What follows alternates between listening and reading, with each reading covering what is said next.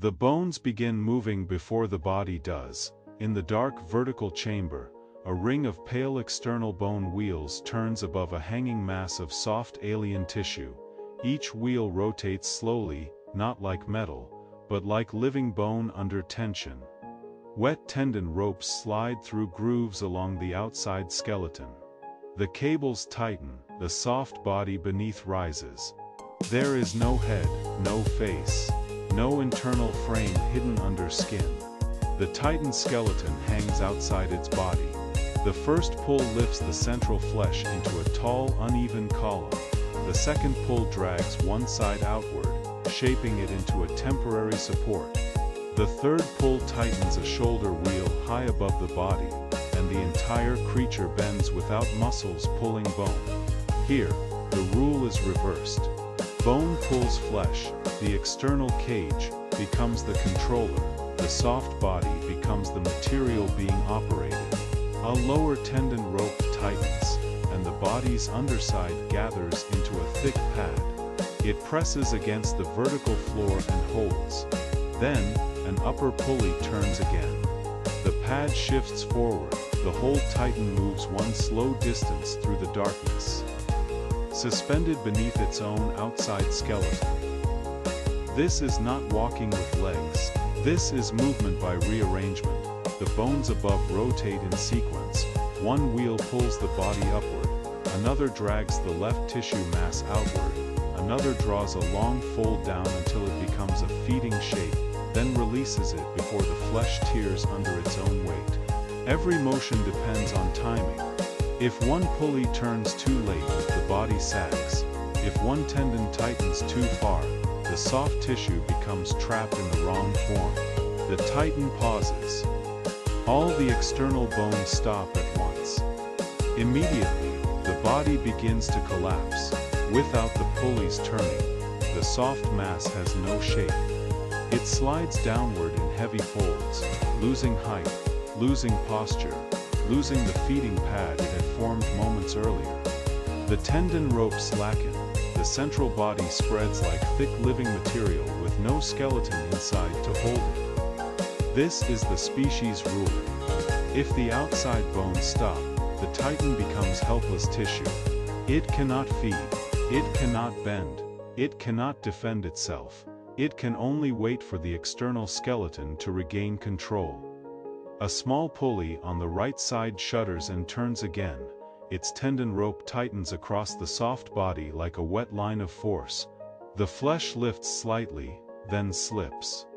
Another bone wheel above it rotates, slower but stronger. The two pulleys coordinate, the rope pulls higher, the collapsing body gathers itself into a single hanging mass. The recovery begins. A third wheel turns, a fourth follows. The shoulder cage rotates in a sequence, each bone structure dragging a different region of flesh back into temporary order. The titan does not heal the collapse, it reassigns the flesh. What was underside becomes support. What was side tissue becomes balance. What was a sagging fold becomes a vertical feeding surface. Monster rises again, not by strength in the flesh, by command from bones outside the body. A close view reveals the tendon cables passing through polished bone grooves. The tendons are not passive ropes, they pulse, swell, and grip the wheel surfaces. The bones are not dead support, they are living external organs, growing in rings and ridges that guide the movement of tissue below. Each turn reshapes the body, each reshape creates a function. The titan bends forward. The external cage lowers the soft mass toward a dark feeding surface.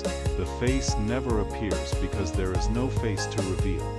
A long fold of tissue is pulled downward by two tendon ropes, flattened by a third, and opened by a fourth. The feeding surface forms only while the pulleys hold it in shape.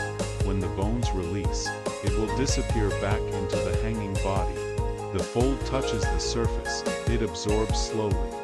Then the pulleys reverse. The feeding fold retracts, not by its own muscles, but by the external bones dragging it back into the central mass. the titan feeds only when its skeleton can build a mouth from soft tissue and hold that mouth open long enough to use it. A high wheel stutters, the left tendon loses rhythm.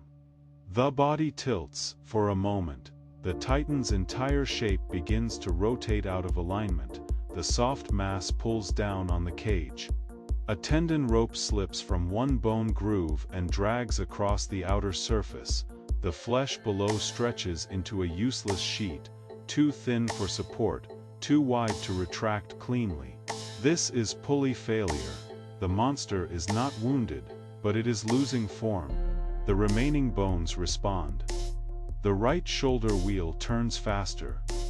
A rear pulley locks, two lower tendons cross under the hanging tissue and pull it upward like a sling.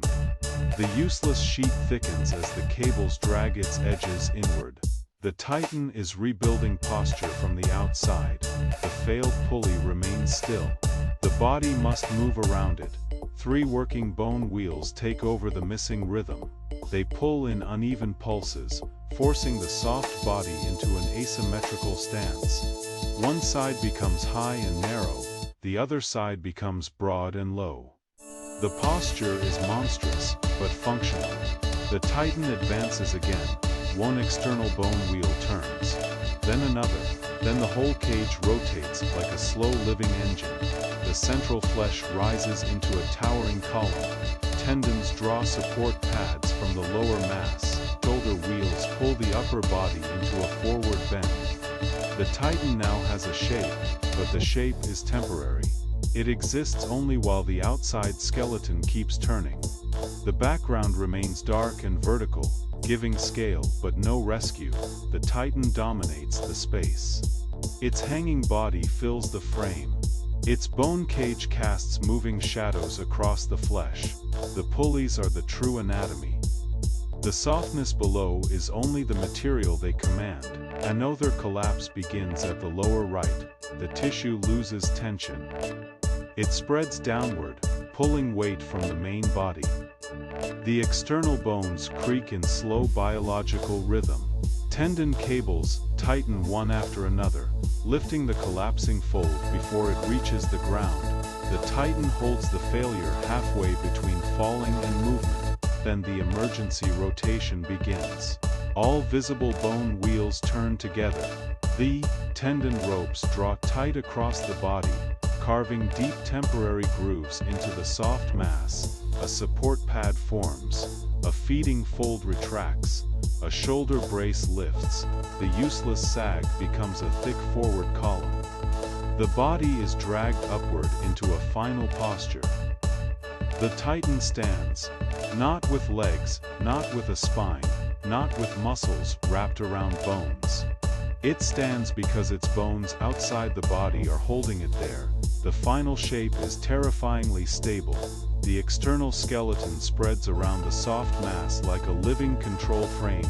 Tendon ropes hang tight, each one connected to a different piece of flesh. Bone wheels turn in slow maintenance cycles, never stopping completely. The body below rises into a faceless tower, pulled into shape by its own outside frame. If the wheels stop, it will collapse again. But for now, the pulleys keep turning. The soft body hangs obediently beneath them. The titan moves through the dark, controlled by the skeleton. It carries outside itself.